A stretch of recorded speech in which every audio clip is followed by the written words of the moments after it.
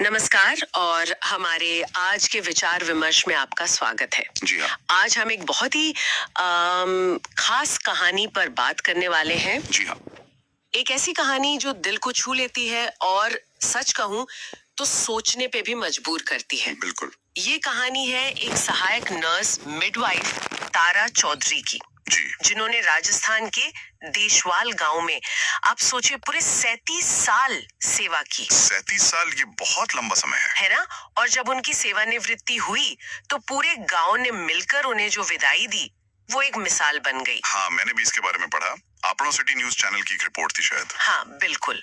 Report का शीर्षक था तारा चौधरी, सेवा, सम्मान और भावुक विदाई। जी। तो आज हमारी कोशिश यही रहेगी कि इस रिपोर्ट के जरिए हम समझें कि भाई किसी व्यक्ति का अपने काम के प्रति इतना लंबा समर्पण कैसे एक पूरे समुदाय के साथ इतना गहरा रिश्ता बना सकता है और उस सेवा को फिर कैसा सम्मान मिलता है। सही बात है, चलिए समझते हैं इसको। गाँव होता है ना, उसका इजहार था। ये बेटी शब्द बहुत महत्वपूर्ण है यहाँ। हाँ, मतलब सिर्फ एक कर्मचारी की सेवानिवृत्ति नहीं थी ये एक तरह से पारिवारिक, एक सामुदायिक उत्सव जैसा था। बिल्कुल, ये शब्द ही बताता है कि रिश्ता कितना अपनापन लिए हुए था। तो ये तारा चौधरी हैं कौन, जिनके लिए पूरा गांव उमड़ पड़ा। जी। रिपोर्ट बताती है कि वो देशवाल गांव की एएनएम थी, मतलब सहायक नर्स मिडवाइफ, और उनका कार्यकाल वो असाधारण रूप से लंबा रहा, पूरे 37 साल एक ही गांव में। 37 साल एक ही जगह पर, जरा सोचिए इस पर। हाँ, लगभग 4 दशक हो गए एक ही समुदाय की सेवा में। आज के जमाने में तो ये सोचना भी मुश्किल लगता है ना? बिल्कुल, आजकल कौन टिकता है इतनी देर एक जगह। और उन्हें देशवाल की बेटी तारा चौधरी कहा जाना, ये उनके इस गहरे जुड़ाव को ही दिखाता है। जी हाँ, ये साफ है कि ये सिर्फ नौकरी नहीं थी उनके लिए। नहीं, ये तो जिंदगी का एक बहुत बड़ा हिस्सा था जो उन्होंने उस गांव को दिया। बिल्कुल, और यहाँ ये समझना भी जरूरी है कि ग्रामीण भारत में एक एएनएम की भूमिका क्या होती है, वो कितनी अहम होती है। हाँ, बताइए ना थोड़ा। देखिए, वे अक्सर स्वास्थ्य सेवाओं की पहली पहुंच होती हैं, खासकर महिलाओं और बच्चों के लिए। अच्छा। उनका काम सिर्फ क्लिनिकल नहीं होता, वो उस समुदाय के सामाजिक ताने बाने का, रोजमर्रा की जिंदगी का हिस्सा बन जाती हैं। अब आप सोचिए, 37 इयर्स, इसका मतलब है कि उन्होंने शायद गांव की 3 पीढ़ियों को अपनी आंखों के सामने देखा होगा। हाँ, ये तो हो सकता है। बच्चों को जन्म लेते, फिर उनको बढ़ते हुए, और फिर खुद उन्हें माता पिता बनते देखा होगा। हाँ। ये एक ऐसा रिश्ता है जो शहरों में या जहाँ लगातार तबादले होते रहते हैं वहां बन ही नहीं पाता। सही कहा। और आजकल की जो कार्य संस्कृति है, मतलब जो वर्क कल्चर है, उसे देखें तो ये 37 साल का एक ही जगह पर टिकना, ये लगभग अनसुना सा लगता है। हाँ, बहुत रेयर है। सरकारी नौकरियों में भी अक्सर तबादले होते हैं, लोग बेहतर अवसरों के लिए शहर बदलते हैं, करियर ग्रोथ के लिए। जी। ऐसे में एक ही गांव में लगभग 4 दशक समर्पित कर देना, ये एक असाधारण निष्ठा और स्थिरता की बात है। बिल्कुल। ये सिर्फ एक नौकरी नहीं, बल्कि उस समुदाय के प्रति एक गहरी व्यक्तिगत प्रतिबद्धता को दिखाता है। शायद यही वजह है कि गांव ने उन्हें सिर्फ एक स्वास्थ्य कर्मी नहीं, बल्कि अपना माना, अपनी बेटी माना। और इसी असाधारण सेवा और इसी गहरे जुड़ाव का नतीजा थी वो विदाई, जिसके बारे में रिपोर्ट में बड़े भावनात्मक ढंग से बताया गया है। लिखा है कि पूरा गांव जैसे भावुक हो उठा था। जी। उन्हें किसी अधिकारी की तरह नहीं, बल्कि सचमुच बेटी की तरह सम्मानित किया गया। ये कितनी बड़ी बात है। बहुत बड़ी बात। माहौल में उत्सव भी था, महिलाएं पारंपरिक लोक गीत गा रही थी। अच्छा। और गांव के बच्चे और युवा नाच रहे थे। रिपोर्ट कहती है बच्चे युवा ठुमकों पर झूमे। वाह, मतलब पूरा जश्न का माहौल था। हाँ, कल्पना करने की कोशिश कीजिए जरा। रिपोर्ट के अनुसार गांव के हर गली मोहल्ले में जश्न का माहौल था। हर गली मोहल्ले में? ये कोई बंद कमरे का किसी हॉल या दफ्तर में होने वाला कार्यक्रम नहीं था, ये पूरे गांव का आयोजन था। सही। डीजे की धुनें बज रही थी और हजारों की संख्या में लोग उन्हें विदा करने के लिए शोभा यात्रा में शामिल हुए। हजारों लोग, ये संख्या, ये अपने आप में कहानी कहती है। बिल्कुल। और दिलचस्प बात ये है कि इस जश्न में एक स्थानीय सांस्कृतिक और शायद आध्यात्मिक रंग भी था। वो कैसे? लोग तेजाजी महाराज की जय जयकार करते हुए चल रहे थे। अच्छा, तेजाजी महाराज की जय जयकार। हाँ, सोचिए एक सरकारी कर्मचारी की विदाई, उसमें धार्मिक जयकारे, डीजे का संगीत, हजारों की भीड़ और फिर सबकी आंखों में आंसू भी। हाँ, ये मिश्रण ही इस घटना को खास बनाता है ना? ये सब एक साथ होना सामान्य तो नहीं लगता। बिल्कुल नहीं। इन सारे विवरणों को अगर हम एक साथ रखकर देखें तो क्या तस्वीर उभरती है? पहली बात, जैसा आपने कहा, ये किसी भी मायने में एक औपचारिक सरकारी विदाई नहीं थी। बिल्कुल नहीं। जी, ये पूरी तरह से एक सामुदायिक, एक गहरे व्यक्तिगत और भावनात्मक स्तर का आयोजन था। हाँ। इसमें उत्सव था, उल्लास था, डीजे, नाच गाना, लेकिन साथ ही एक गहरी उदासी और बिछड़ने का दर्द भी था। हाँ, वो रिपोर्ट में लिखा है साफ। जी, रिपोर्ट में आंखों में आंसू और विदाई का दर्द का जिक्र बार बार आता है। ये भावनाओं का बहुत ही जटिल और मुझे लगता है बहुत सच्चा मिश्रण है। सही। उनके जाने का दुख भी है, लेकिन उनकी इतनी शानदार सेवा के लिए कृतज्ञता और सम्मान का उत्सव भी है। दोनों चीजें एक साथ। दूसरी बात, उन्हें बेटी की तरह सम्मान देना, ये पेशेवर दायित्व की सीमाओं को तोड़ देता है। हाँ, ये बात मुझे भी बहुत खास लगी। ये दिखाता है कि तारा चौधरी गांव के लिए सिर्फ एक एएनएम नहीं थी, वो समुदाय के परिवार का, उसके अपनेपन का हिस्सा बन चुकी थी। जी। उन्होंने शायद वर्षों तक सिर्फ स्वास्थ्य सेवा ही नहीं दी होगी, बल्कि लोगों के सुख दुख में भागीदार बनी होंगी, विश्वास अर्जित किया होगा। बिल्कुल। ये सम्मान उसी गहरे मानवीय रिश्ते का प्रतीक है। सही। और तीसरी बात, ये तेजाजी महाराज की जय जयकार जैसे स्थानीय सांस्कृतिक तत्वों का शामिल होना, जी, ये भी बहुत महत्वपूर्ण है। हाँ, इसका क्या मतलब निकाल सकते हैं? ये दिखाता है कि ये विदाई सिर्फ प्रशासन या स्वास्थ्य विभाग द्वारा आयोजित कोई रूखा सूखा कार्यक्रम नहीं थी, बल्कि एक गांव की अपनी संस्कृति, अपनी पहचान और अपनी भावनाओं की अभिव्यक्ति थी। गांव ने इस विदाई को पूरी तरह से अपना लिया था। हाँ, ये बात है। और हजारों लोगों का जुटना ये भी दिखाता है कि उनका प्रभाव कितना व्यापक और गहरा था। ये किसी एक गुट या समूह का आयोजन नहीं था, बल्कि पूरे समुदाय की सामूहिक भावना थी जो वहां दिख रही थी। हाँ, और इसी स्वतःस्फूर्त सामुदायिक स्नेह के साथ साथ उन्हें औपचारिक रूप से भी सम्मानित किया गया।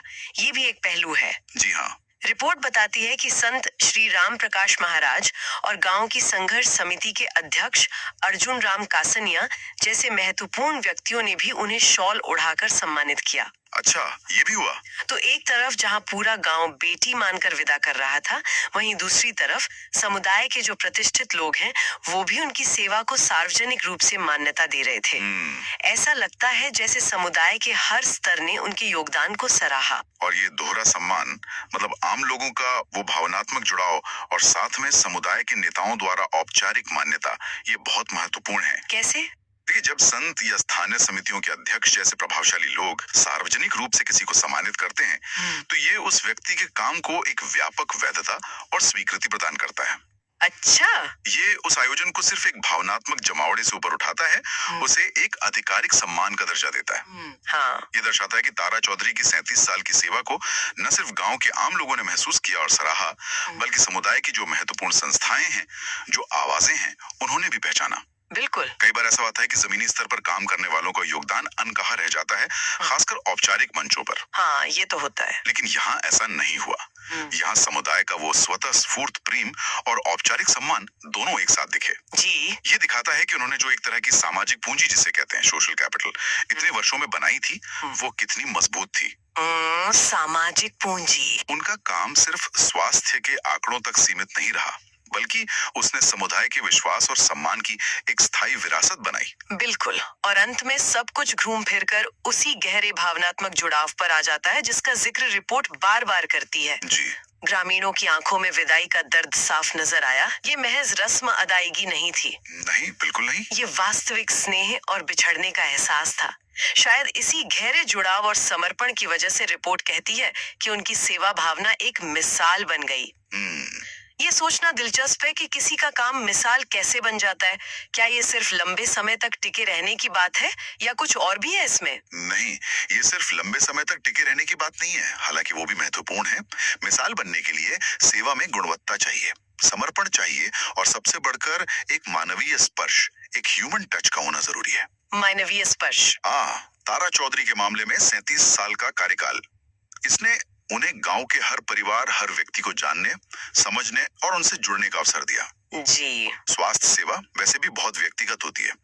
एक एएनएम अक्सर किसी परिवार के सबसे नाजुक पलों में, जन्म, बीमारी, मृत्यु, उनके साथ होती है। हाँ, ये तो है। अगर ये काम सिर्फ ड्यूटी समझकर किया जाए तो शायद वैसा जुड़ाव न बने। सही। लेकिन जब इसमें करुणा, सहानुभूति और समुदाय के प्रति अपनेपन का भाव जुड़ जाता है तो सेवा सिर्फ नौकरी नहीं रहती, वो एक मिशन बन जाती है। हाँ, ये फर्क है। तारा चौधरी की कहानी शायद यही दर्शाती है। उनका काम गांव वालों के लिए सिर्फ सरकारी सुविधा नहीं रहा होगा, बल्कि एक भरोसेमंद सहारा बन गया था। ये उस निष्ठा का प्रतीक है जिसकी बात हम पहले कर रहे थे।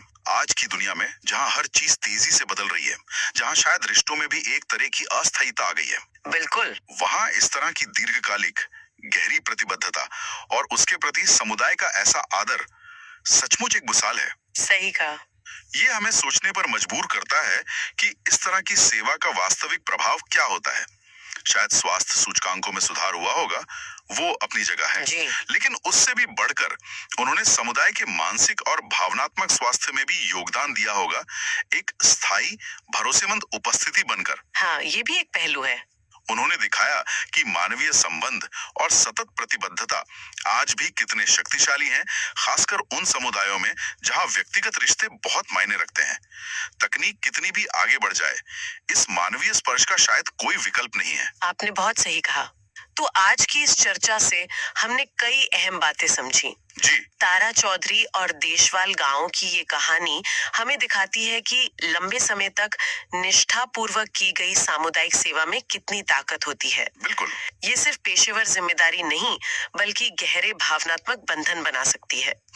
और जब ऐसी सेवा को समुदाय पहचानता है और सम्मान देता है, तो विदाई सिर्फ एक औपचारिक घटना नहीं रह जाती, बल्कि वो उस समर्पण का, उस जुड़ाव का एक मिला जुला उत्सव बन जाती है, जिसमें जश्न के रंग भी होते हैं और बिछड़ने के आंसू भी। सही। ये कहानी सिर्फ एक एएनएम की सेवानिवृत्ति की नहीं, बल्कि मानवीय सेवा और सामुदायिक स्नेह की शक्ति की कहानी है। और ये हमें एक गहरे सवाल पर सोचने के लिए छोड़ जाती है। क्या? ये कहानी हमें विचार करने पर मजबूर करती है।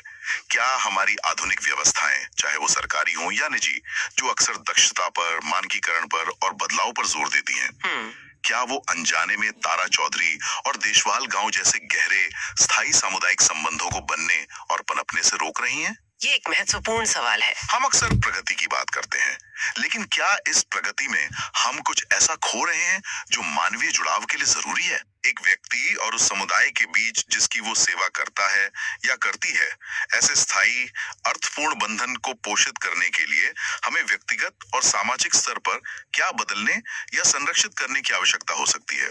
सोचने वाली बात है। ये एक ऐसा प्रश्न है जिस पर शायद हम सभी को रुककर विचार करना चाहिए। निश्चित रूप से यह विचार करने योग्य एक महत्वपूर्ण प्रश्न है।